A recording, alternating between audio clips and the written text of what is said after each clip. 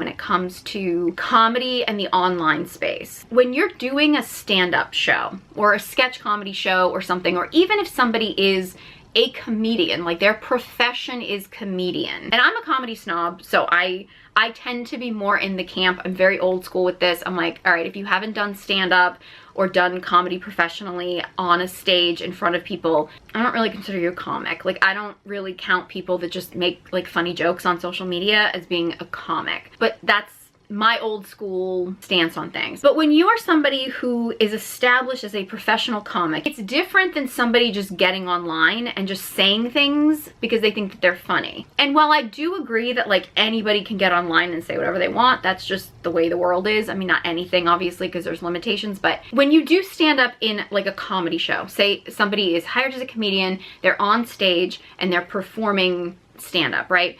There is a sense where you're kind of stepping out of reality a little bit, and you understand that what the people are saying on stage is jokes.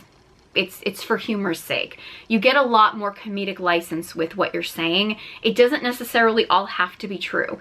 And with most of us comics, and I can say this from my years of doing stand-up, for most of us, like there's usually a kernel of truth in what we're talking about, but we do use a lot of comedic license to make certain stories heightened or certain situations, you know, shift a little bit for the sake of a joke. And so it's not necessarily like the stuff we're talking about is like word for word true, but there's usually a kernel of truth in it. But it's established because you're at a comedy show. One of the problems with doing comedy online, especially if you're not a professional comedian, and again, I'm not saying that people can't do it, people can't go online and be funny, but when you show up online and you're like playing a character or just trying to be funny, you haven't established to people, because people do get online and just talk about their own personal stuff, or they talk about something that's factual, or they talk about things that are research studies, or just like, you know, more serious topics or things like that.